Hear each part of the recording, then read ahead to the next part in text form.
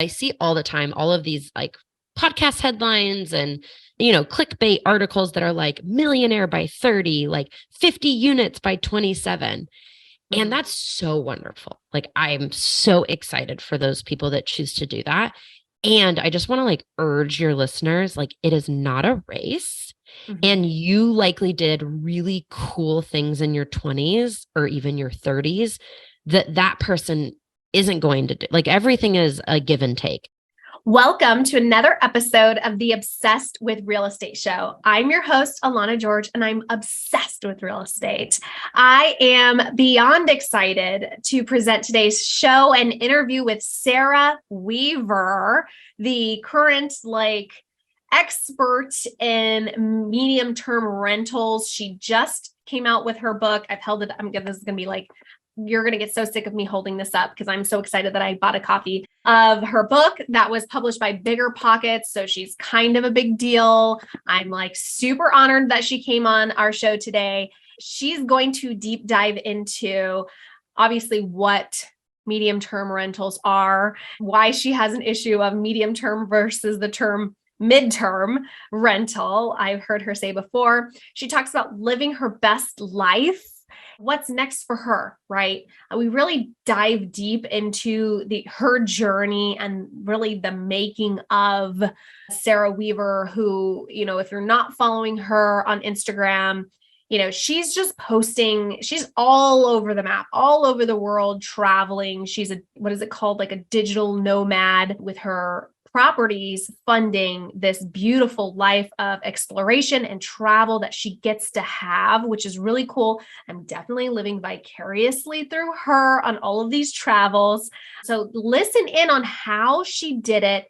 There's a lot of, mindset stuff involved, as well as, tactical. She runs a lot of businesses now. She wears a lot of hats, type A overachiever, and I love her. And this was just a great episode. And like I said, I'm really honored that she came on the Obsessed with Real Estate show.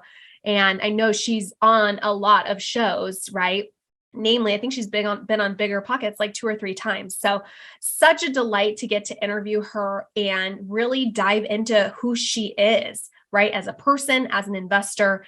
I think you're going to enjoy this show as much as I did. I mentioned on the show that my long-term rental in Ohio that I've been in the process of switching to a midterm, it's complete. I just got it on the market on Furnished Finder right before this episode, and a little push I needed. So I will keep you updated on how that goes. It looks good, photographed well. So we'll see if I can get any tenants in that. I was just at a real estate meetup where Jesse Vasquez, another investor that's really big on the MTR space on Instagram, the real Jesse Vasquez, you could follow him. He has a lot of tips and tricks also. He spoke and said that the midterm, medium term, MTR, whatever we're calling it, is like more so at its infancy or, toddler stage as, Airbnb was, which short-term rentals, which interchangeably I call it Airbnb, but short-term rentals, right, really have blown up. We have it's a lot of people think that space is saturated.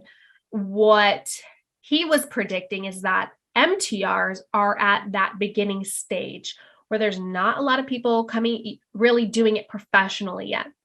And I think it's true. If you go on Furnished Finder, right, you look at what's available to travel nurses or traveling execs, like it's a lot of like mom and pop rooms, not professionally designed, not new stuff, right, with crappy photos. So I think there's a lot of room for investors to still get in, and I don't want to say make a killing because that sounds terrible, but take advantage of that. It's not saturated. So that is why I flew across the country to turn my long-term into a midterm, and we'll see how it goes. So I'm delighted to present to you Sarah Weaver. Let's jump into the show. Welcome, Sarah Weaver, author of 30 Day Stay, co-author a 30-day stay, a real estate investor's guide to mastering the medium-term rental. If you don't know what a medium-term rental is, we're going to jump into it and you'll know everything about it by the end of this episode and more. So welcome, Sarah. I am beyond excited that you agreed to come on my show. Thank you so much for having me. And thank you for the plug. The medium-term rental strategy has been super influential in my growing of my portfolio. And I think you might have an MTR as well. Yes, I've mentioned it on the show before. It's been a long work in progress. Unfortunately, I didn't implement everything I read, and I just put it on Furnish Finder this morning because I did not want to hop on this show and say it was still in the works. So just got photos done and it's on there. I'm going to be putting it on Airbnb next. So thank you so much. And actually, even just taking it back further than this, it feels like forever ago. I first heard you at Investor Con, the Women's Investor Conference. That was in North Carolina over the summer of 2022. That was the first time I'd ever heard of medium-term rental. And I pretty much left there thinking the flight, which was expensive, going from California to North Carolina, the room, the price for the ticket was going to all be worth it because of hearing that gem. I mean, it was a lot of fun, right? Being around a lot of other women who are just obsessed, like seeing women like being so excited to underwrite multi-units. Like it was so fun, and being around that energy was contagious, but taking away like dollar producing strategies really, felt impactful. So that was really cool. And that's where I first ran into you and stopped you in the lobby. And I have to meet this person. So thank you so much for speaking at that event and being so kind and generous with your knowledge. Oh, well, thank you. No, that event was amazing. Liz and Andressa have put together a really cool conference. So I have to at least plug the conference. It'll be again in May 2023 in Arizona. So if anyone wants to come, I'll see if I can get your audience a discount off the ticket, and we'll put that in the show notes. But it really was, I go to a lot of conferences, a lot. And it was one of the best conferences I think I've been to. It was really focused on the female investor and how we don't have to do any of this on our own. Like, we're not an island, and real estate investing can be really isolating.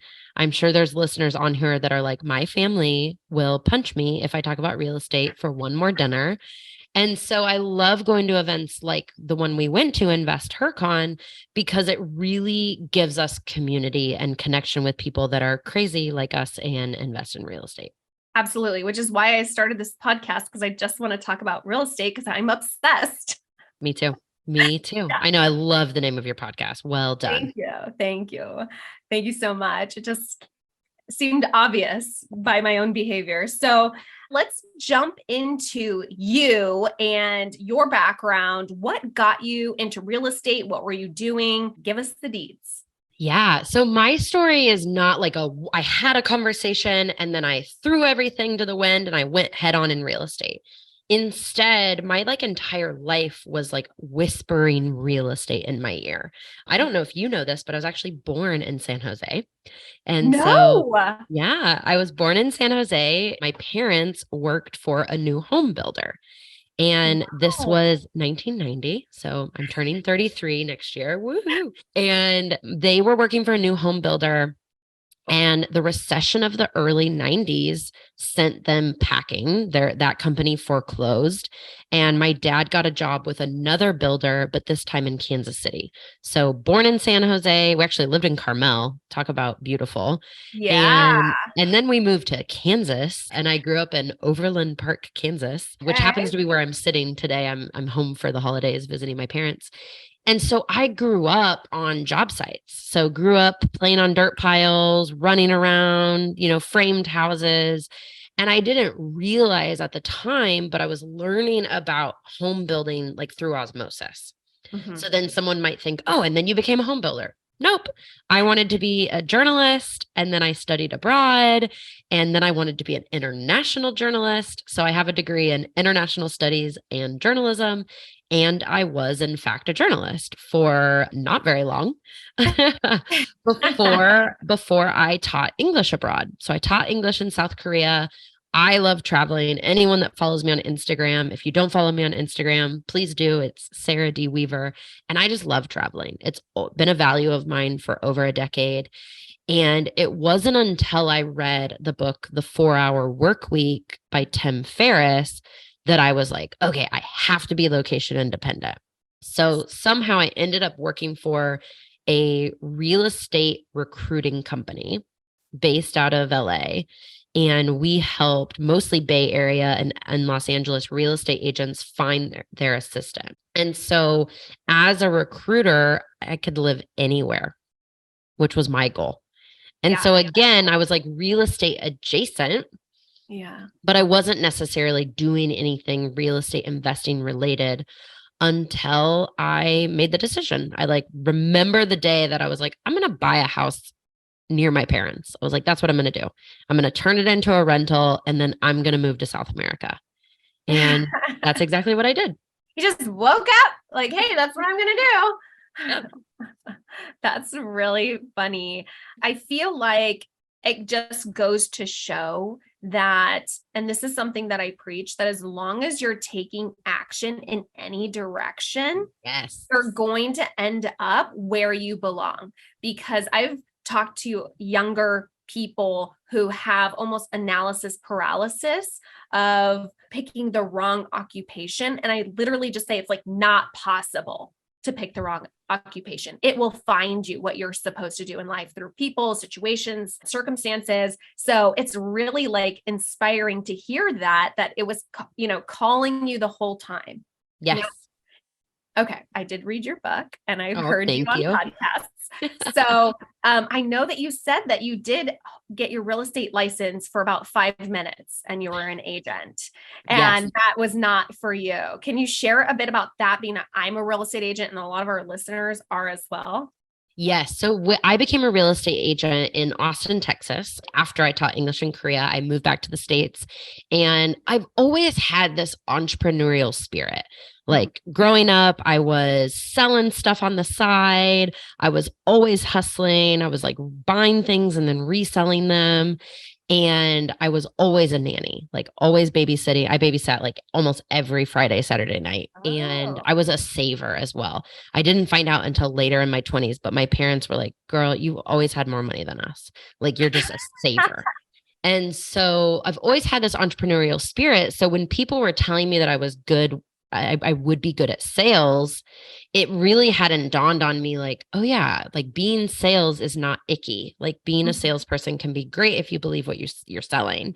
Right. And I realized really quickly I'm really good at selling real estate because it's all a relational game. Because you're not really selling anything, you're lead generating. And I lead generate all day. I can't go to the grocery store and not talk to the person next to me. Like I take a bus ride in Vietnam, and the next thing I know, I'm going to that woman's house. Like that's just how I am. And so real estate made so much sense for me. The issue was that I was not ready to put down roots. And to grow a good real estate sales business, you need to join all the local clubs, go to the city council meetings, be on the board of everything, which is great because that's also aligned with my personality. Like my first boss, the one of the real estate recruiting company, she said, "Oh, Sarah, I hired you because in the interview you said, I don't join clubs, I'm the president of them." And that was like totally me growing up. Like growing up, I was the president of this. I was the editor in chief of my school newspaper. I was in student senate. I was in faculty senate. I was involved in everything because otherwise I get bored. And so that's what I realized happened with the real estate sales business was I knew I wasn't going to be in Austin very long because my true love was traveling. I really spent my 20s prioritizing travel over everything. And I look back, I see all the time, sorry to go on a tangent, but I see all the time, all of these like podcast headlines and, clickbait articles that are like millionaire by 30, like 50 units by 27. And that's so wonderful. Like, I'm so excited for those people that choose to do that. And I just want to like urge your listeners, like, it is not a race. And you likely did really cool things in your 20s or even your 30s that person isn't going to do. Like, everything is a give and take. And so for me, I really prioritize travel. I prioritize travel over making money. I prioritize travel over real estate investing. Like, for me, traveling was everything, because in my mind, I thought, I'm single, never been married, no kids. And eventually I assume that that's going to change. We hope. Any single listeners out there? No. That was my next question. So I was really intentional with my 20s, and I spent most of it traveling. Whereas there might be listeners in here that spent most of their 20s or their 30s growing their family or growing their income or putting time and energy into their career. And I just urge people, whatever you want this next couple of years to look like that's where you should put your focus. Yeah, I think that's a really amazing point to make, is that everyone's journey looks different. But as long as you're focusing on what's important to you, it's beautiful. And, don't compare it to everybody else's, because everyone's going to have a different focus. And so that's really great that you are able to zero in on travel for yourself. That was that big thing. And yes, it will change. We go through different seasons of life where, you're doing a lot now and you might do a lot later. And it just, you're preparing. You don't want no regrets. Yeah, I see life in chapters. So like the chapter that I'm in right now is pouring back into the real estate community through my mentorship, my invested adventures company, even Arya Design Services. And I'm focusing on both my passive and my active income right now. And then I'll go into a different chapter of my life where it might be taking a step back or growing my team even more. I've hired 4 people this year.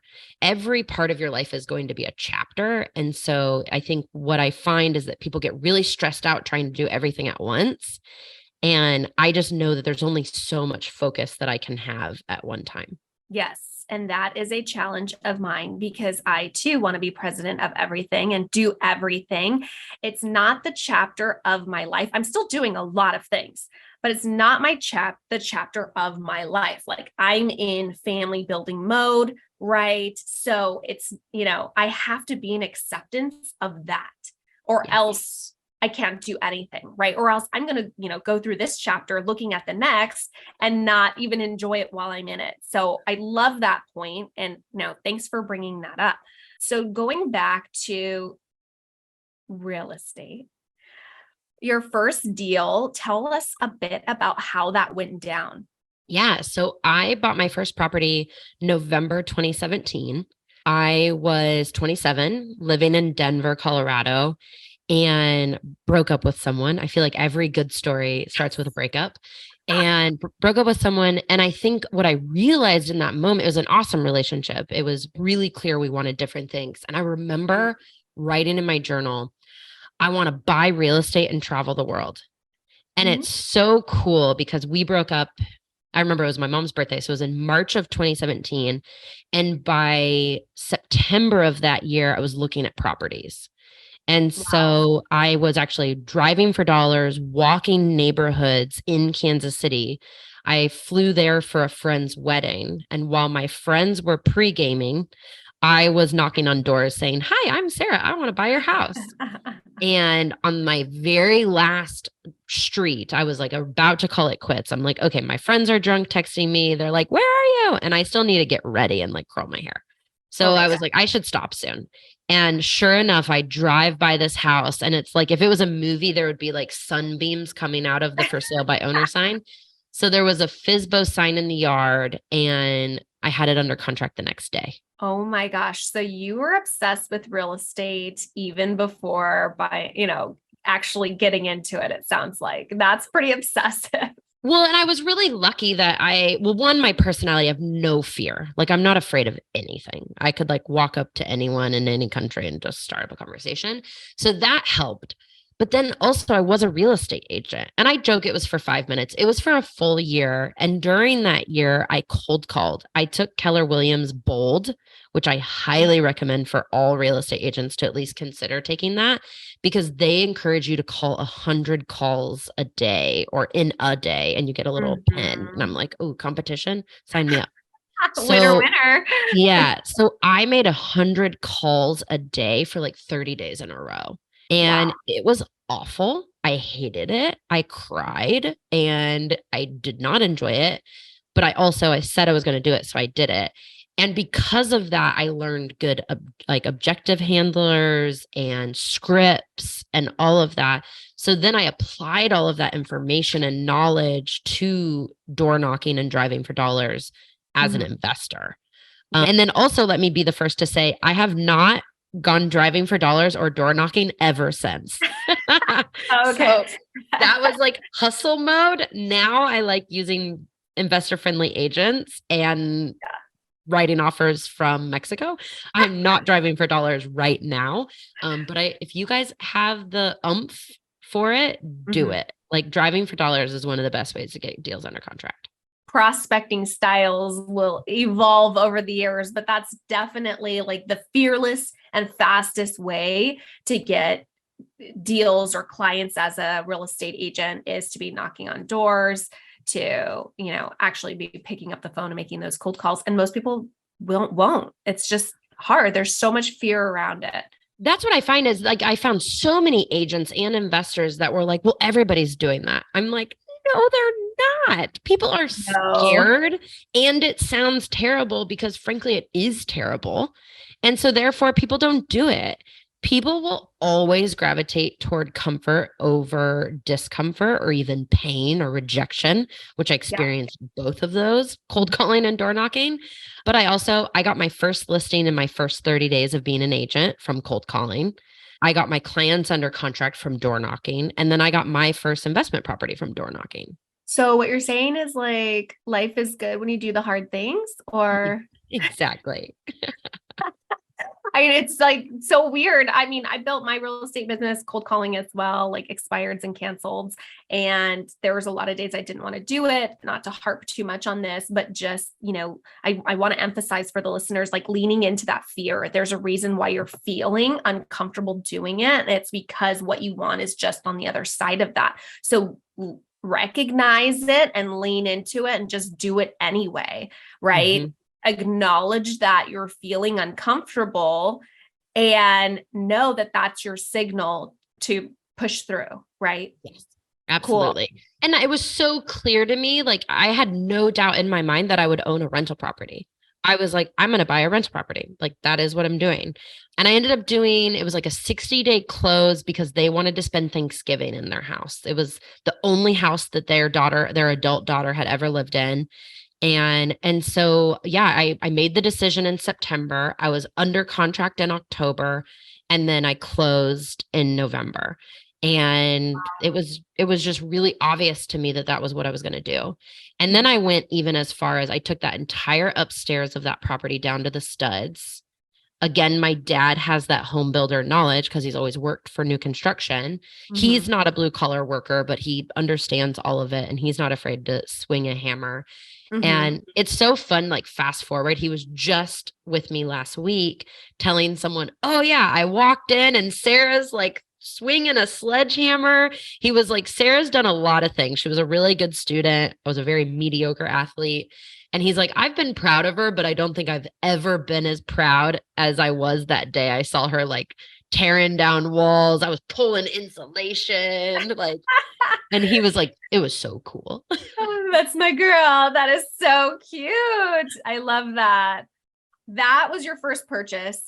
And you said you did a heavy remodel on that. You weren't intimidated by it because you'd been in it, and your dad was in the industry while not, doing the work with his own hands, but it wasn't unfamiliar to you. Yes. So what was the end result of that? Yeah, the end result was I ended up with a 4-bedroom, 2-bath home. If I had known then what I know now, I would have done the BRRRR strategy, but I didn't know. So I still just have a lot of equity in that property. And I rented out by the room. So I did rent by the room, unfurnished, long Mhm. term. I immediately got 2 tenants in there who were absolutely lovely. And then I spent at least 4 months of that year traveling. And while I was Wow. away, I would get their rent checks. It was back in the day when I was still using Venmo, which I do not recommend. You guys don't use Venmo, but I was. And it was like, oh my gosh, this is working.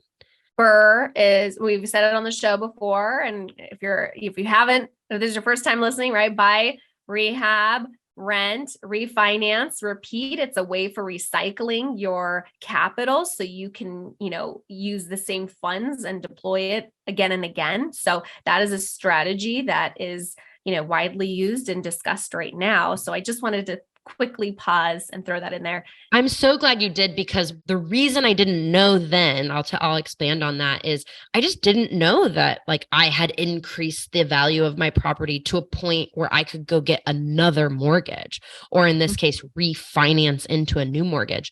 I just didn't have that knowledge.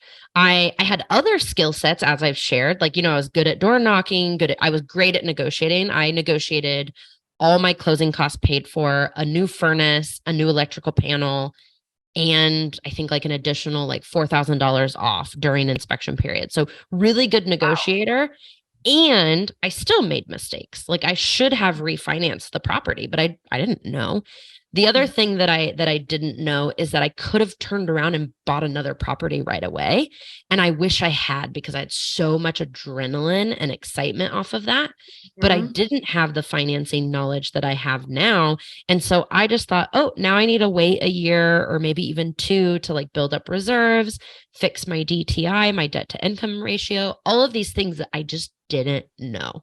And so I want to be the first to say, like, yes, it was a great deal. I'm happy to share the numbers on it. And I made some mistakes as well.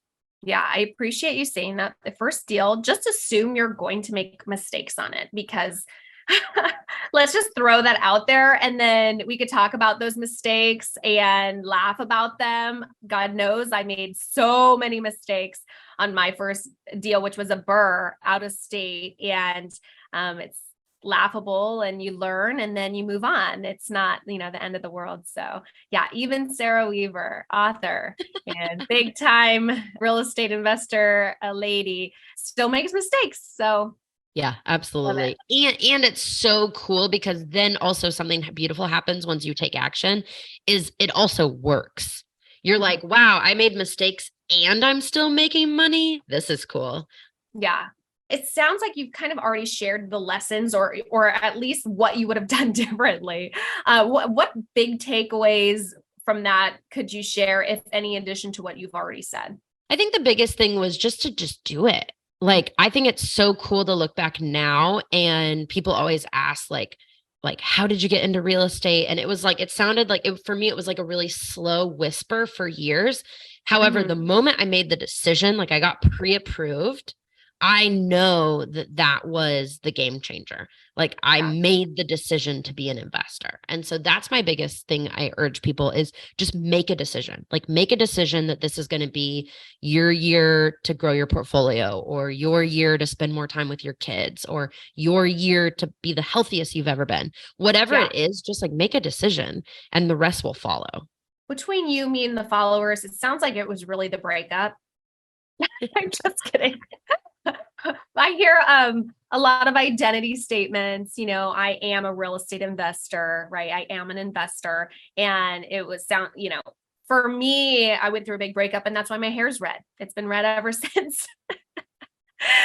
And, it's a shift of focusing on ourselves, right? And that's what you did. And you said, this is who I am. This is who I, identify as. And then your life just builds around that, which is really cool. Isn't identity so interesting? Because I hear all the time, I hear people say, I'm not good at numbers. I'm not good at networking. I'm not good at this. And I said, yeah, that's why. Like you're not good at numbers because you've made a decision that you're bad at numbers. Yeah. And like you don't like networking because you've made a decision to not like networking. And then I love pushing people on that one because networking is like defined as connecting with other people. I'm like, Right. oh, so you don't like connecting with people? Well, they're like, yeah. I mean, I like connecting with people, but I don't like, the icky, here's my business card. I'm like, great, then don't be icky. Like go be good. And so why I bring that up is I think people need to be really careful with how they identify. So I always knew like I identify as I'm a brave person. Like I'm brave. I've always known that. I've been brave for 15 plus years.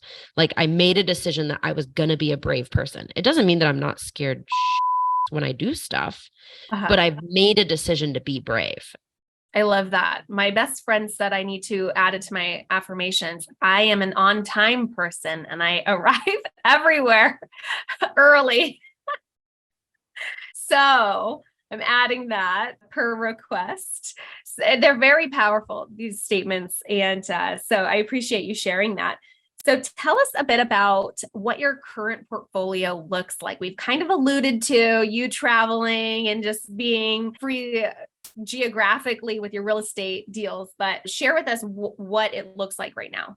Absolutely. So that very first house that we've been talking about, that was a single family in Kansas City. And since then, I have bought another 18 units. So I own 19 units in 4 states. I'm in Kansas City, Kansas, Kansas City, Missouri, and then I'm in Des Moines, Iowa, and Omaha, Nebraska. So Nebraska, Iowa, Kansas, Missouri, and it's 19 units across those 4 states. Half of the portfolio is furnished rentals. Specifically medium-term rentals, which is why I wrote the book 30 Day Stay. And then half of my portfolio are unfurnished long-term rentals. Excellent. Thanks for breaking that down. That is a very impressive number of 19 units. And I have so many questions. One, if you, I didn't hear the makeup, if you said single family or multi-units. And then if you want to dive into what medium-term rentals are, what does that even mean? Absolutely. So they are all duplexes and fourplexes. I bought that first single family. And then since then I have bought duplex, fourplex, duplex, fourplex, duplex. I've gotten very good at talking about my portfolio really quickly. Yeah. And the medium-term rental is a furnished rental. So a lot of people know short-term rentals, Airbnb, VRBO, and it's the same concept. They're furnished. However, you're renting them for 30 days or more. Why that matters or why it has a different distinction is 2 things. One, it's a lot less turnover. When you have a tenant moving in and they live there for 90 days, that is 90 days of hopefully near silence, which I love, not coordinating cleanings, not coordinating lost items or whatever it might be. Very easy. Then it also allows you to run a furnished rental in municipalities that have gone ahead and created regulations limiting your ability to have short-term rentals. So for example, in Austin, Texas, you're not going to be able to just start an Airbnb anytime.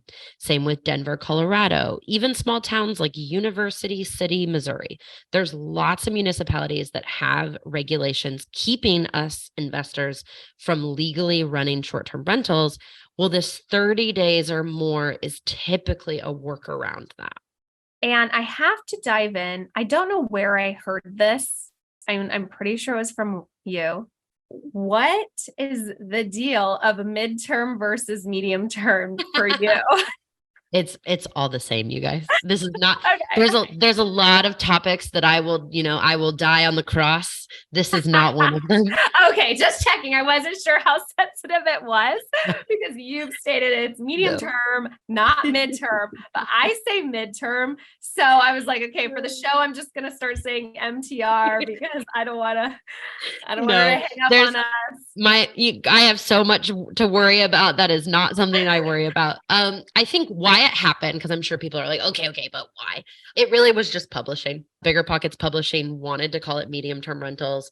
I'm happy to call it medium-term rentals. They said midterms is something that you don't look forward to in school, like your midterm paper or like midterm elections. I think that was the other thing. It was coming out like right after midterm elections, or honestly, it was like within the month of midterm elections. So that also played a part. And so like, it's also like short, medium, long. It's not short, mid, long. But again, you guys, I have zero interest in correcting anyone. You'll catch me saying both. I don't care. Okay. Just checking. Thank you so much for clarifying. I love that. Literally did not hear that term and think of anything but real estate, but I understand there are other people who don't only think about real estate.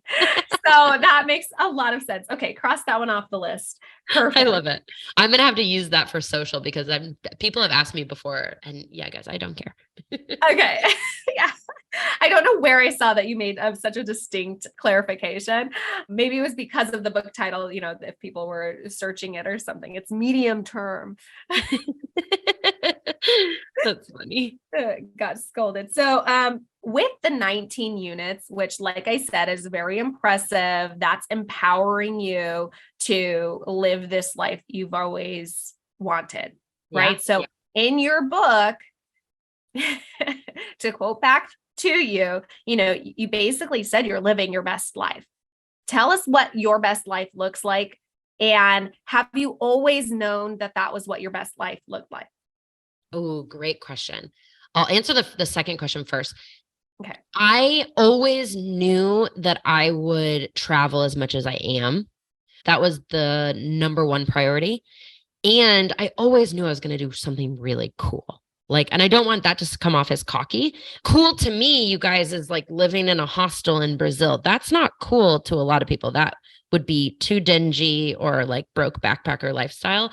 But for me, that was like, well, I lived a pretty simple life in my 20s. I only needed like a couple, maybe $1,100, and I could just like live a really cool life.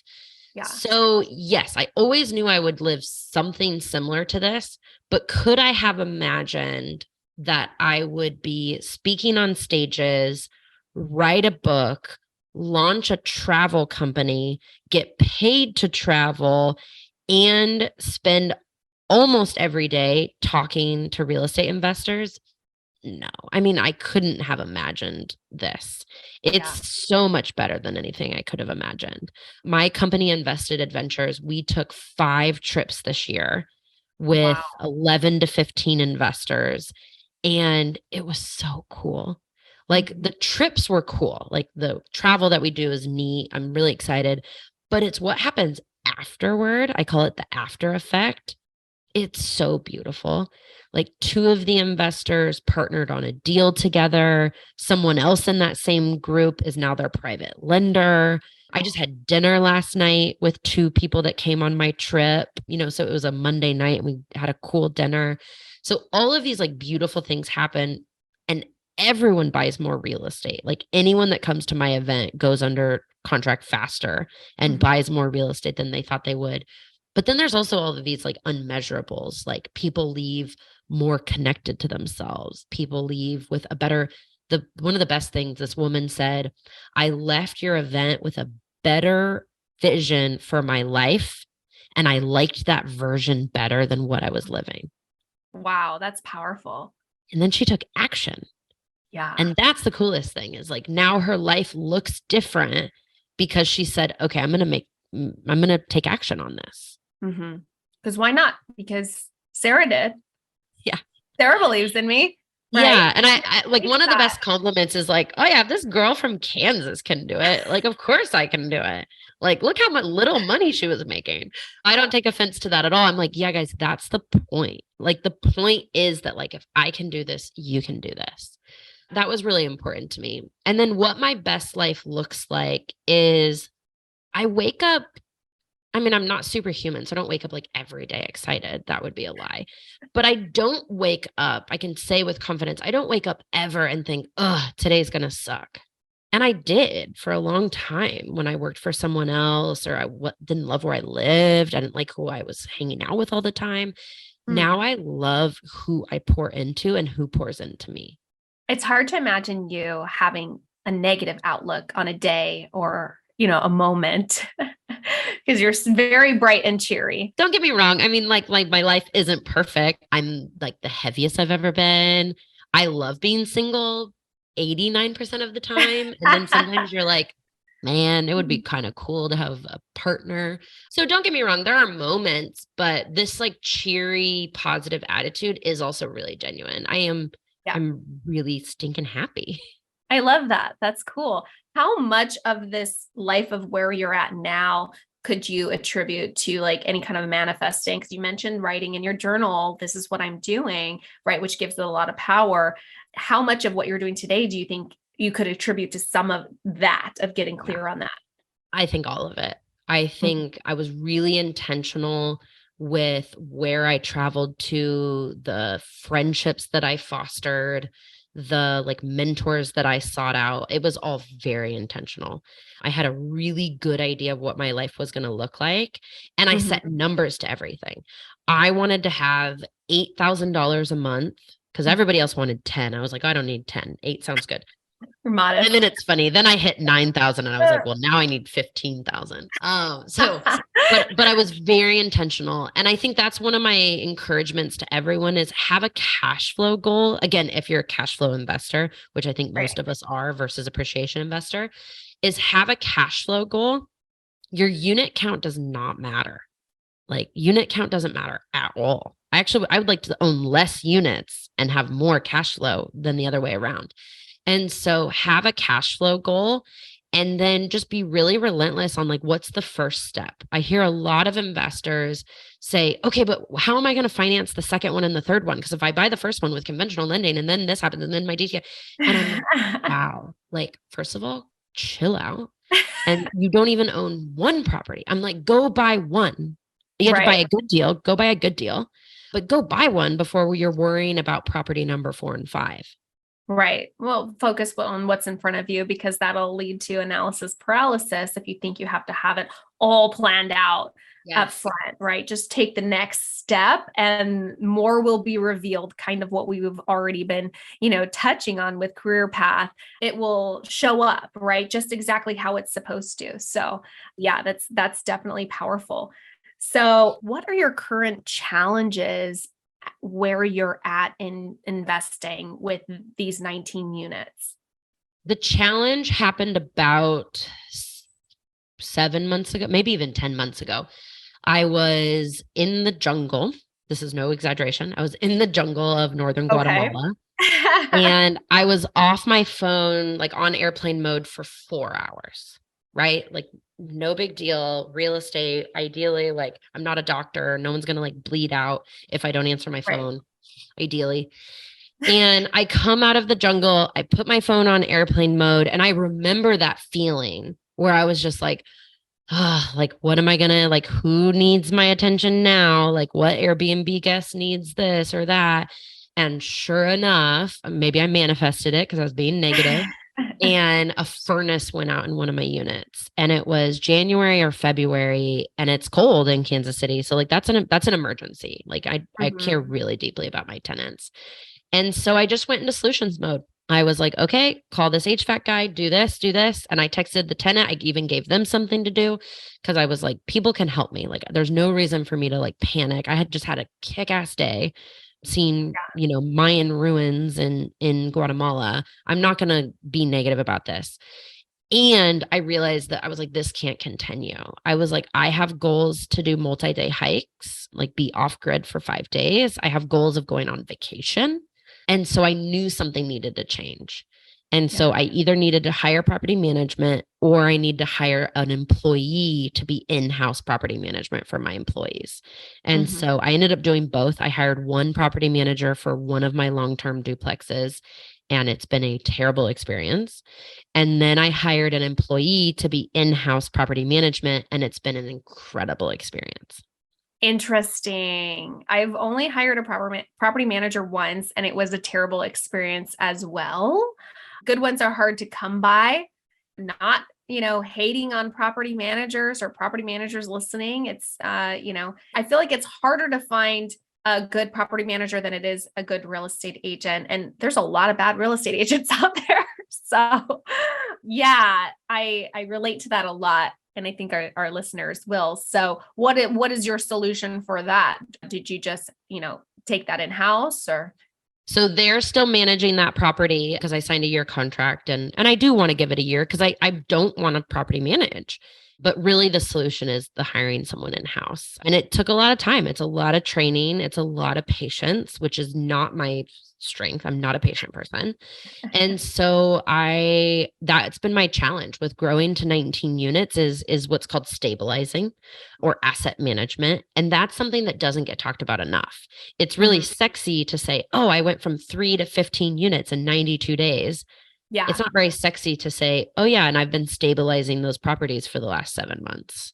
Yeah. And I'm going crazy answering my phone and people aren't showing up when they're supposed to, and tenants are complaining. Like that's the unsexy side that doesn't get talked about, right? Just cash flow and scaling gets all of the glory. I completely agree with that. So thank you for sharing that. I appreciate it. I would imagine that would be a big challenge at that stage, right? I'll let you know when I get there. I'll definitely report back. Excellent. Tell me a bit about, and this is a brag section of the show, right? Time for you to toot your own horn. It can be real estate related or not.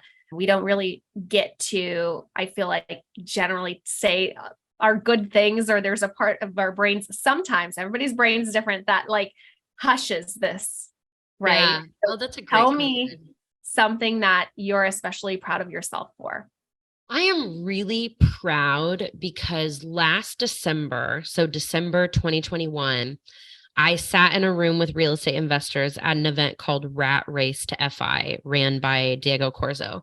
And there was someone on stage. I think it was Steve Bloom. What is his name? Steve. And I think it was him. I don't want to misquote or miscredit, but I think it was him. And he said, if you don't have an assistant, you don't have a business. You have a job. And I sat there and I looked over. I think I was sitting next to Andres Bustamante, and I went, shoot. I was like, I think I have 4 jobs. I was like, I quit my job, my W-2, stopped working for someone else last year. And now I think I've created 4 or 5 jobs for myself. And I was like, okay, I got to do something about it. So I read Atomic Habits. I read Traction. I wrote the longest job description known to man. Shout out to Vivian, my operations manager, for being insane enough to accept the job because it's an 11-page job description. Oh my gosh. And it was a long interview process. I was really slow to hire her. I had her on for 90 days part-time before having her go full-time. And she would say it's been awesome and it's been a struggle. Because being like a first time business owner and having your first employee, there's going to be friction. And I am so proud of where I am now. I'm waking up without anxiety. I don't check my email anymore. Like every day, my assistant is handling my email and then tags it, categorizes it into folders. And then I check it on my time so that like my email doesn't dictate my day. And because of that, both my coaching company, I have a year-long mentorship program for investors. I don't know if you know this, but I also coach. Yeah, definitely. I'm happy to put information in. If anyone's interested in out-of-state investing with, of course, a lot of emphasis on medium-term rental, but truly out-of-state investing, that's what we teach for a whole year. And I originally didn't want to do that. I think it's probably clear with my nomadic single life that I have commitment issues and working through those. Shout out to anyone else with commitment issues. I didn't know that I wanted to have a year-long program. Yeah. But what I found from running a 6-month coaching and a 12-week coaching is it's not long enough, because even after you go under contract, as you know, you just launched an MTR. It just creates then a laundry list of 10 to 20 other questions. And so it's not a 12-week thing. It's not buy a house and then ta-da, you're done. You then have a gazillion other questions on scalability, taxes, operations, hiring a property manager, all of these things. So I'm really proud of what community I'm building with the mentorship program. We have about 40 investors who meet every week if they want to, or 3 times a month. and they are getting everything that they need. I'm introducing them to agents, introducing them to property managers, lenders, CPAs, bookkeepers, you name it. I even have a cleaner in St. Louis. I don't even invest in St. Louis. I just know a lot of people because I've made that a priority. And so really, really excited about what's going on with the mentorship. That sounds really helpful. And I think that a lot of listeners could benefit from that and checking that out. And then before that, you sounded like you're going to tell me a secret. So what was that? Yeah. So I don't have this on my website. And so this will be a Obsessed with Real Estate exclusive. I coach real estate agents. I don't offer it all year round, but I work with real estate agents who want to work with investors or want to grow their sales business so that they can use their commissions to invest in real estate themselves, and most likely both. Yeah. Yeah. That's really cool. I actually started following, I think it was an agent that you had tagged in one of your stories as being like an investor friendly agent out of Tampa. And I have never had any interest in Tampa, but I connected with her and we had phone calls and, just hearing this business model of being an investor focused agent and actually company and brokerage. I'm like, I've never heard of this, right? I'm a real estate agent. I deal with end users, AKA mostly like primary buyers. And the model that they have is so completely different. Different. Yeah, it was really interesting. I'm like, I didn't know that this existed and it feels heaven sent. Yes. And so just the power of even just following people like Sarah or people that are doing the things that you want to do on social media, right? Why reinvent the wheel? Part of starting this show was to steal all of these secrets from people who come on here and give me all their secrets of how they did it. How did you get to where you're at? That was really cool. So, I feel like for you doing a mentorship program, it sounds like it's like not easy, but something that comes naturally with your energy, with who you are, being the president of everything and wanting to help. Like that's the aura that you have, right? Is the freely giving of what you have. And so that's really cool. And I mean, we could plug it now or later where people can get all of this information and the exclusive Obsessed with Real Estate agent training as well. If you're an agent and you're interested in coaching, just email me, hello@sarahdweaver.com or DM me on Instagram. And I would love to work with more agents who like to invest. If you're an investor and not an agent, or even if you're an agent who just wants to talk about investing, the mentorship program, it's open enrollment. And so I would love to have you and your listeners join. They can go to sarahdweaver.com/mentorship. Everything should be on my website. And I think what's really important is you find a coach or a mentorship program or community that fits your needs. So for example, like if you want to learn everything about running a short-term rental, then join Host Camp or Thanks for Visiting. If you want to learn everything about flipping, then maybe do something with Ryan Pineda or Jake the Flipper. I forget his last name. And so like be really clear on what you need, because my mentorship program is not going to fit everyone's needs. I'm really good for the real estate investor, either beginner or experienced, who wants to buy more out of state real estate. That is my specialty. I do everything long distance. I've bought sight unseen. I've built teams sight unseen. That is what I'm teaching my mentees. And so if you live in an expensive market or you live in a market where you're not wanting to buy in, that's really my specialty. And then the other thing that I think comes really natural is just realizing what's holding people back. Like that conversation that needs to be had.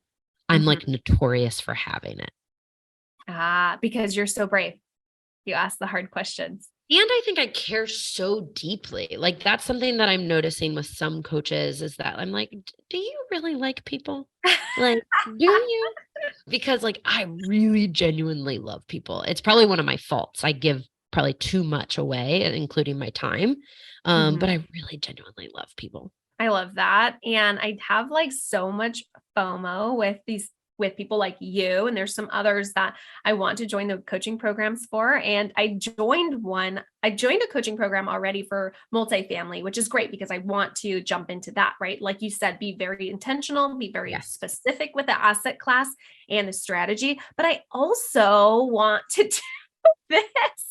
So I have so much FOMO and I just keep saying, okay, when this contract's over, it was a 2-year contract, I can still do that. I can still, be in multifamily and just, add on, because I also don't want to get shiny object syndrome. And then I'm in 5 mentorship programs and not having any time to analyze. Like, that's a struggle of mine, right? Yes. I've got so much going on, so many hats that I'm wearing, that it's like, I don't actually get to implement these things that I'm learning. So well, that's what happens is I tell people, I think it's Felipe or Diego that always say, like, don't come to this for entertainment, come for education. So if you find yourself just listening to every podcast and reading every book, but you're not doing anything, let's fix that. And that's why I really like the mentorship program is I will call you out. I'll say, hey, you told me 6 weeks ago that you met with the lender. Like, what's happening? Why hasn't anything happened since then? And so that's what I needed when I was an investor in 2021, I just needed a kick in the pants. I needed someone to say, okay, you have the strategy, you're pre-approved. What are you not doing? And I realized I was not focused on one market. I was distracted. And the moment I focused, I was under contract within 6 days. The accountability and the push for you to, poop or get off the pot, so to say. I love that. And I totally need that in my life too. We haven't dived into Arya Designs at all either, which I want to plug because I used the services. You sell a template for medium-term rentals, and I did buy it. And it's a Google spreadsheet, really easy stuff that you need to order to furnish your midterm or short-term rental, which was really cool. That did save me a lot of time. Unfortunately, I did not order all the things on there because my brain said, oh, I could get some of these things cheaper. How'd that go? Not good. So this sounds like and look, in retrospect, I'm like, what's wrong with you?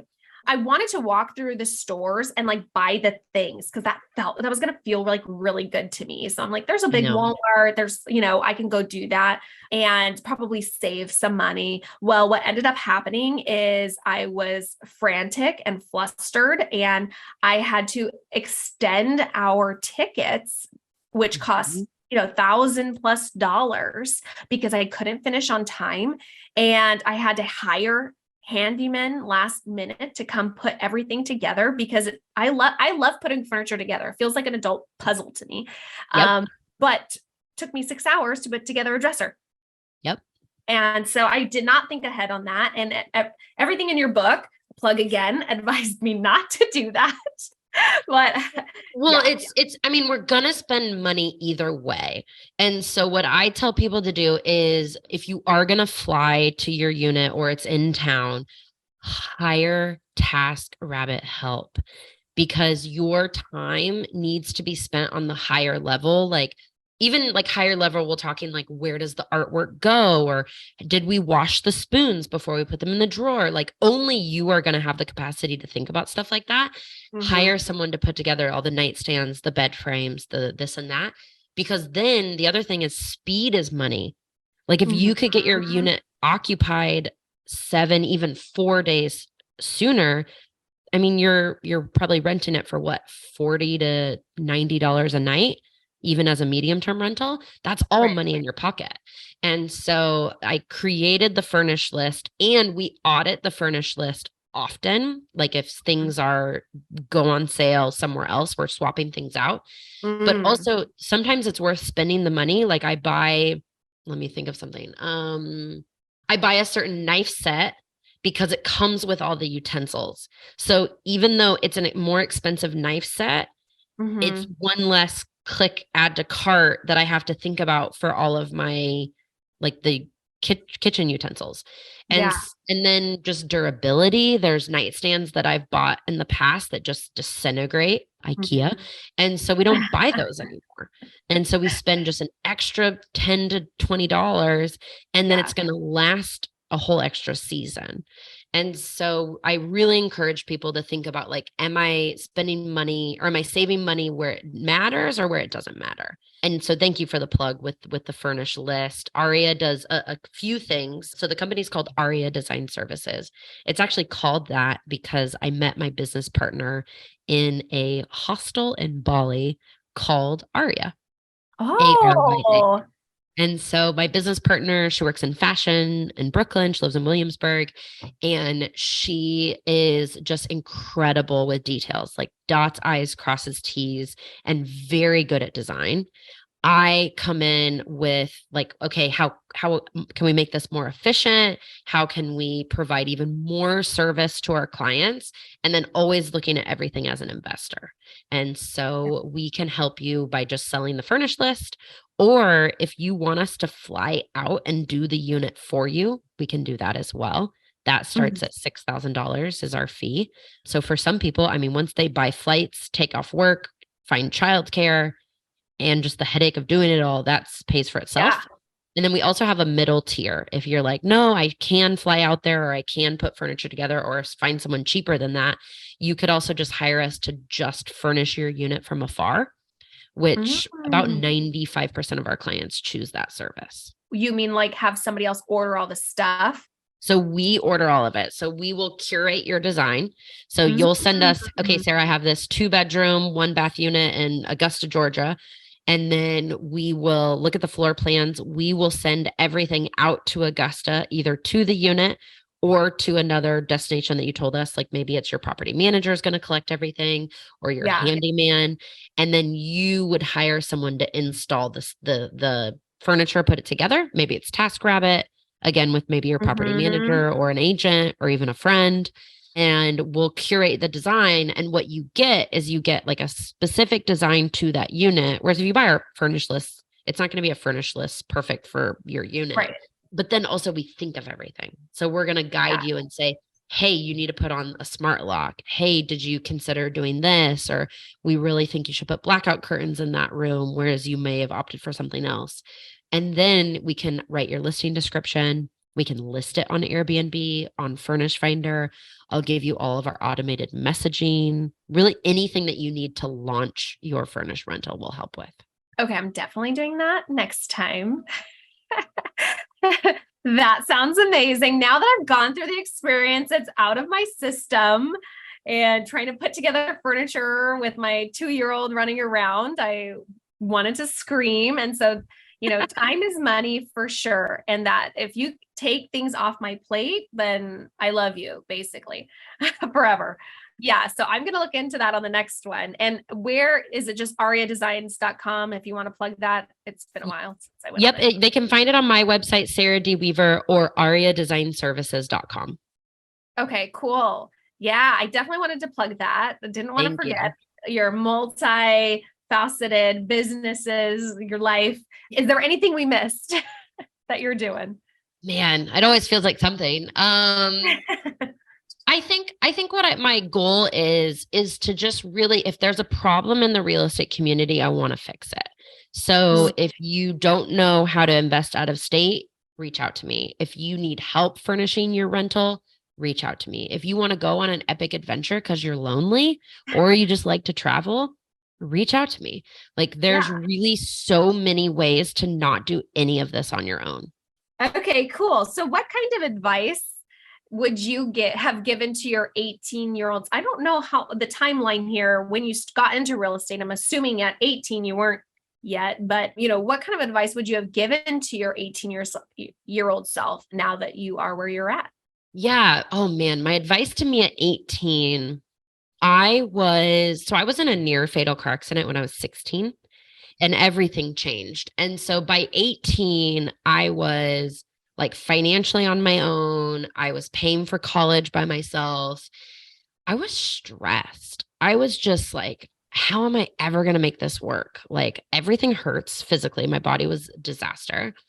And my friends were like free and like had no worries in the world. And their parents were paying for college. And so if I could go back to my 18-year-old self, I would just like give her a big hug and be like, chill out.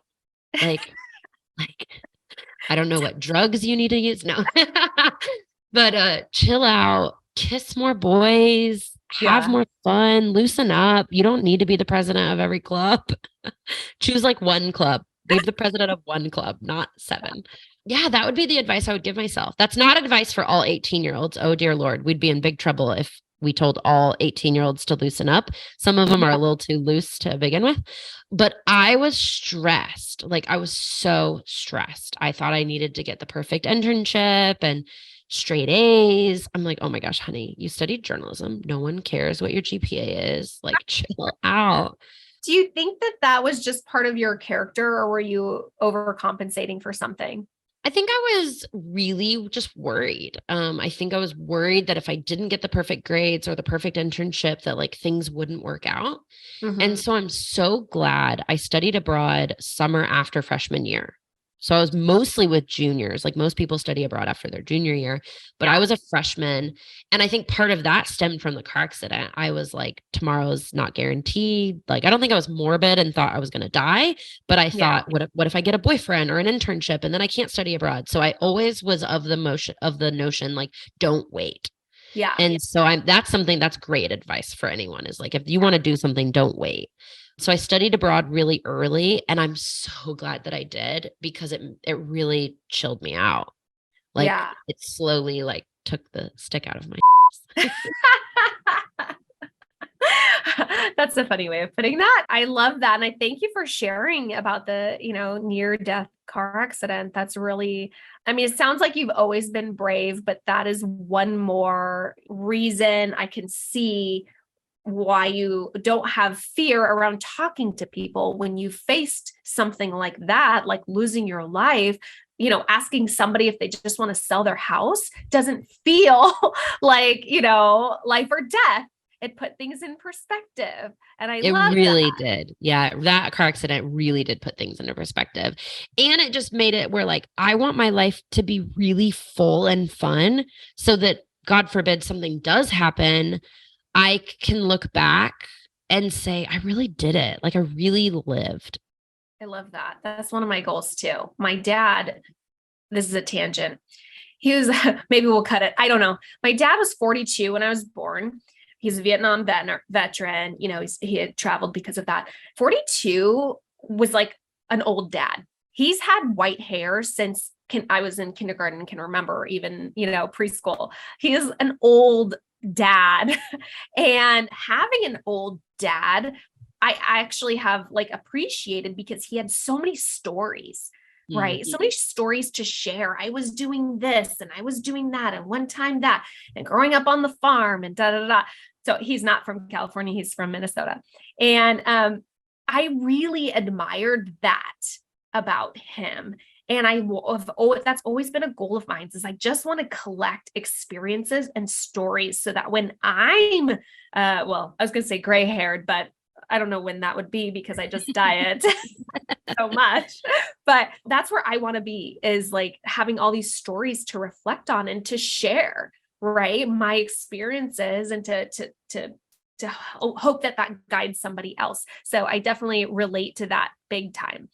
What's a life experience that you haven't had yet that you're excited to have? The only thing that comes to mind is I think of like next chapters, right? And this sounds so cheesy, but one of the reasons why I'm having kids is to have grandkids. And it's something I think about all the time. Like, oh, when I'm a grandma, I'm going to do this. And like, imagine when I'm holding like my daughter and I think about like thinking about holding a grandkid, like it's weirdly something that I'm like looking forward to. Like, so hopefully that it comes to fruition, but like, that sounds so weird.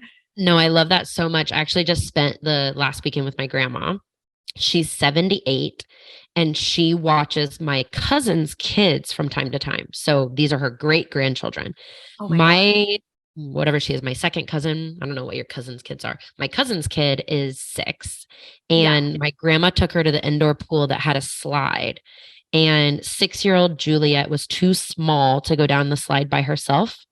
So my 78-year-old grandma went down the slide with her 7 times. Oh my gosh, that is unbelievable. It's unbelievable. And I was like, did you like it? She's like, well, no, I'm asking my grandma. My grandma's like, well, I don't really like my head going underwater. Like, I don't like the sensation. It has nothing to do with her hair. It's just like, she doesn't like feeling like that. But Oh. she's like, but I really wanted Jay to be happy. And I just thought, wow, that's so cool that one, my family all had kids young, obviously, if my grandma's Yeah, 78, I and my know. grandma has incredible health. So she can do that. And so I don't think that's weird at all. Like I look at my grandparents, I'm like, I'm ready. Can I just skip being a parent actually and just be a grandma? Because my grandma's like living her best life. Yeah, I think maybe that's why I think about it. Like, don't forget, Alana, this is you got to this is the time you're putting in is wiping these butts and dealing with tantrums so that you can get to there where you can have the good and not as much the bad. So, or the tough stuff. I've heard kids be referenced as investments as well. It's a 20-year investment with like a 40-year return or something like that. Yeah, but I don't know. I still call my mom like in a fit sometimes. She's like, this parenting thing never ends. Yeah. It's like, what the heck? I'm sure. No, I don't, being a mom never ends, but tell me and tell our listeners something, if you can think of something that you're currently obsessed with. Well, this week I've bought so many flights, which should come as no surprise to anyone, but I'm just kind of like planning out 2023. Yeah. And so one of the features that I don't think I've ever talked about is Google Flights has this really cool feature. So if you use Google Flights, you can type in airport codes, like from your leaving destination to your arrival destination. So for example, I'm typing in Omaha, like OMA, MCI, and that's it. And then to my destination, I'm choosing like 5 or 6 different destinations because my flights can be really flexible. Like I need to be in Guatemala on this date, but I have all this flexibility until then. And so you can type in airport codes to airport codes and it will show you like best flight times, best price. So if you can be flexible, which I realize not everyone in your audience can be, but if you can be flexible, that is the coolest feature. And so I've just been playing around with that. So like one minute I'm like, maybe I'll go to El Salvador for the weekend. And then another, I'm like, maybe I'll do like a 3-day layover in Panama. Like, so you can play around with this feature in Google Flights. That is really interesting. And I love that you shared that as what you're obsessed with, because I'm obsessive with different things on a week-to-week basis as well. And that's cool. So basically you put in the different airport codes and it can show you different configurations or different options instead of having to look at one at a time, is what you're saying? Exactly. Oh, that is really cool. And I did not know that existed. Yeah. And because I was doing that, I snagged a flight from Orlando, Florida to Santiago, Chile for $385 one way on Delta. Oh my goodness. That sounds like a good deal. It's a really good deal. I've never gone on that flight. That's cool. That's cool. Thanks for that. Now, share with us a fun non-real estate related fact about Sarah Weaver. Okay, one really silly one is I was born without 6 teeth. I look normal. Yeah, you totally look normal. Because adult teeth? They're all, adult teeth. They're all in the back. They're like molars and wisdom teeth. And so they just never came. I wasn't born with them. They're not in my brain, or, in my skull. I don't have them. Oh my goodness. Did you get fake ones or will you just live in this life without teeth? I just don't have very many teeth. But for anyone watching YouTube, like you wouldn't notice. No, but 6 is a lot. Good thing they're in the back. Yeah. I mean, I've heard of people being born without their wisdom teeth coming in. I think that's like a evolution mutation kind of thing. Everybody gets them removed anyway, so they're pointless. Yeah. And you just had some extra ones removed that never came. That is really interesting. I don't think I've ever told anyone that on a podcast. So there you go. Well, a listener between you, me, and the listeners, we're just that close now. I appreciate that. What is next for you? You've done all these things. You've achieved so much. Like, what else is there for you? Oh gosh. So it should come as no surprise to anyone that knows me. I got a plan. Like I know exactly what I want my life to look like. I will write another book. I can't say what it's going to be about. But do you know? I know. You Yep. know? Oh, okay. Yep. I have another book in me. I probably have several books in me, but yep, I have another book I want to write. I have a lot of really cool travel coming up in 2023. I'm going to the south of Italy with actually my Invest Her pod. I invited them to Italy. Yeah. Oh my goodness. And speaking at a lot of conferences, well, like a handful of conferences. So really want to increase my visibility by going to a lot more conferences and speaking. I also just want to become a much better public speaker. That's one of my goals. Mhm. And then on the investing side, I plan on buying a lot of real estate next year, using my own money, using other people's money. I'd like to add at least another $5,000 a month of cash flow within the next year, but do it comfortably. Like I don't want to be stressed. I don't want to add more stress to my life. So I Mhm. need to buy good deals and have good management in place, even if it's my in-house management. Long term, like in 3 to 5 years, I hope to fall in love and make Mhm. babies and finally live somewhere in one place, maybe two places. Yeah. And I want to start raising capital for syndications. Awesome. So kind of grow up with my audience as they start to build their portfolio. All of a sudden, if you're a good investor, you look at your bank account and you're like, oh, I have like quite a bit of money in there. What should I do with it? And I think passive investing is the kind of the graduation step that a lot of us investors take. Mhm. And that's my long-term goal. It's not my goal for 2023. I want to grow my database and grow my relationships, but that is my long-term plan is I want to make babies, write books, and raise capital.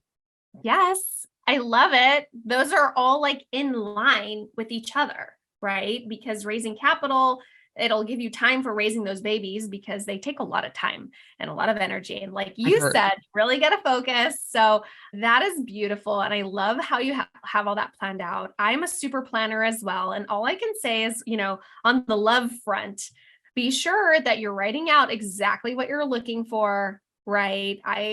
This, super personal, but I was doing like the manifesting well before I met my husband. I'm so grateful for my loving, growing relationship full of trust. And I just like put everything I wanted out there thinking, that the relationship that I was in was going to morph into this thing. And it didn't. The universe provides in ways that we don't see coming. And so that's my advice to you on that. If you've shared so much, this is the one thing that I could give you is I just, love that. And yeah, then how did you meet your husband? His name's Mason, right? yes, yeah. How did you meet him? So I was bartending and he came in for some chicken wings and beer. And because that's what I was dishing out in my orange shorts down in Southern California. It wasn't love at first sight, but we had a good conversation and he kept coming back even when I rejected him. And he was exactly what I wanted and didn't know it because he wasn't my type. But yeah, there's so many good ones out there. And I'm just like, I love. Yeah, I'm gonna get all gooey thinking about it. But yeah, that's how we met. It's just, I was dating a lot. I was like, I have book recommendations for dating also. That's what we do with everything else. Like you want to lose weight, you Yes. learn about weight loss. You want to grow your real estate portfolio, you read books or listen to podcasts about real estate. And so, yeah, I call it intentionally dating. And I'm Yes. considering intentionally dating again. I travel a little too much, Yeah. but that can be fixed. I agree. It's intentional about everything. And I got really intentional about not wanting another boyfriend. Anyways, enough about me. Thank you so much, Sarah. Before I let you go again, let's touch on where listeners and watchers can get more information about you, your services, your trips, and then that discount code for your book. Absolutely. So go to sarahdweaver.com. You can find me on Instagram at sarahdweaver. And then if you go to the Bigger Pockets store, you can purchase the book 30-Day Stay for 10% off using the promo code Sarah, SARAH. Perfect. With an H, don't forget it. Thank you so much, Sarah. I am so honored that you hopped on here and made time for this interview for the Obsessed with Real Estate show. We're so excited to see, this year ahead for you. Thank you so much for having me. Well, that is our episode interviewing Sarah Weaver. I hope that you got some great nuggets from this that you can implement into your own life. I know I did. If you are interested in anything we talked about, I will be putting everything in the show notes, and you can find that, on whatever platform you're watching or listening to this on. And while you're there, feel free to hit any kind of like or subscribe button. Leave us a positive review, a 5-star, please, so that we can, get promoted by the platforms and really reach more people and hopefully inspire others to take action that will lead to their freedom as well. I've enjoyed today. I hope you did too. If you would like to connect with me, feel free to reach out to the show's website, which is the Obsessed with Real Estate Show, or just obsessedwithrealestateshow.com, as well as you can reach out to me on Instagram at AlanaGeorge_real estate. I'd love to hear from you. Let me know if you want to be a guest. Let me know if there's a certain topic you'd like me to discuss. I'd love to hear from you. All right. Thank you. Oh, and if you're interested in any upcoming investments with me, that any offerings on large multifamilies, go ahead and go to clearconnectioncapital.com, where you can sign up to be an investor and book a little meeting with me, a little one-on-one. Okay. All right. I will see you on the next one.